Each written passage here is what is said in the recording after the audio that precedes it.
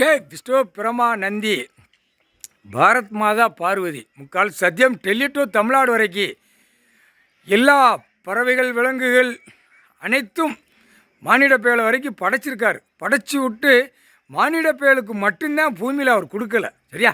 பூமியை பூரா வளைச்சி எழுதி வச்சுருக்கான். அம்புட்டும் பறவைகள் விலங்குகளை பூரா அறுத்தறுத்து தின்னுட்டு அதுகளை பூரா 10 தான் இறப்பாடு இல்லாமல் முடிக்கான். அப்போ என்ன அர்த்தம்? கிறுக்கு பிடிச்சி பித்து பிடிச்சி லூஸ் ஆகி அலையுதான். அப்போ இவனுக்கு என்ன செய்யணும்?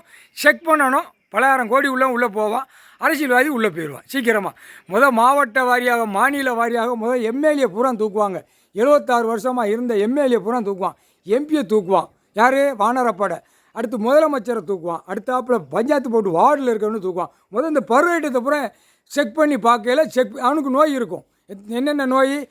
கொழுப்பு சத்தில் உள்ள இப்போ எத்தனை பேரோ மோந்து பார்த்தா சாவுதான். இவன் ஆடு மாடு கோழி பறவைகளை தின்னு அட்டாக்கு ப்ரெஷர் நிறையா போகிறான்ல. அட்டாக்கில் நிறையா போகிறான்ல. என்ன காரணம்? ஆடு மாடு கோழி பறவைகளை தின்னு அந்த நோய் ஏற்றி வச்சுருக்கான். ஏற்றி வச்சோன்னா இவனை மாதிரி பரவுதுங்கிற கணக்கில் உள்ளே போடுவார் கடவுள். போட்டவொடனே தூக்கி அப்படியே செயலறையில் கொண்டு போய் தள்ளிடுவார். 13 செயலறையில் உள்ளே கொண்டு போய் ஒவ்வொரு செயலறையும் எத்தனாயிரம் ஏக்கரோ போட போகிறாரு. அது கணக்கு போடுவார். போட்டோன்னே உள்ளே தள்ளிடுவார். இப்போ புரியுதாடா? உன் படிப்பாடா?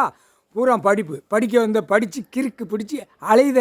இப்போ பாடுறா, ஒவ்வொரு இடங்களில் குளத்துகளில் போய் மில்லு தொழிற்சாலை கீழே பூரா கெட்டி சேசிபி வண்டி வச்சு தோண்டு தான் இடிக்கான் அள்ளு தான் போகிறான். இதெல்லாம் பார்க்கல. நிர்வாகமா அப்படின்னு கேட்காரு. நிர்வாகமா?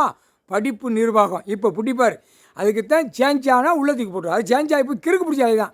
வண்டி சேசிபி வண்டியை கூப்பிடுவான், டக்கர் வண்டியை கூப்பிடுவான். எத்தனை வண்டியில் கூப்பிட்டு கிறுக்கு பிடிச்ச மாதிரி அப்படியே அலையுதான். கிறுக்கு பிடிச்சி போச்சு, லூசு பிடிச்சி போச்சு. தெரியுமா இல்லையாப்பா? டெல்லி டு தமிழ்நாடு, தமிழ்நாடு டு டெல்லி வரைக்கும் தெரியுமா இல்லையா? நிலப்பரப்பு கிடக்கு.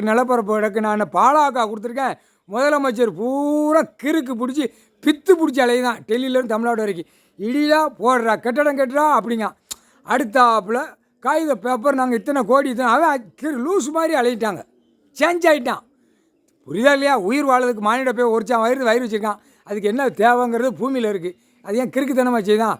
கணக்கு போட்டார். செக் பண்ணையில் வானரப்படை செக் பண்ணையில் இந்த ஒவ்வொரு நாடு இப்போ தமிழ்நாடு தான் கணக்கு எடுப்பார். கணக்கு எடுக்கல அத்தனை பேர் உள்ளே போயிடுவான். அழகாக போயிடுவான். சுரட்டி மண்டை மாதிரி வச்சுக்கிட்டு அலைதான் ஒவ்வொரு பேரும். அந்த சுரட்டி மண்டையை கொக்கி போட்டு தூக்கி உள்ளே கொண்டு போய் ஏற்றிடுவாங்க. அப்போ தான் தெரியும். இப்போ புழல ஆட்டுதா, இங்கிட்டு இப்படி ஆட்டுதா, இங்கிட்டு ஆட்டுதா, அப்படியே 2 கையை வீசிட்டு போகிறா. செக் பண்ணையில் உள்ளே போயிடுவான். அவன் நோய் தான் வச்சுருக்கா. இல்லை அட்டாக் வச்சுருக்கா, ப்ரெஷர் வச்சுருக்கா, கொழுப்பு சத்து வச்சுருக்கா. அத்தனையும் ஆட்டுக்கறி, கோழிக்கறி, பன்னிக்கறி தின்னுட்டு அந்த நோயை வாங்கி வச்சுருக்கான். தெரியலையா? உன் படிப்பு அறிவு தூக்கி போட்டார் கணக்கு. முக்கால் சத்து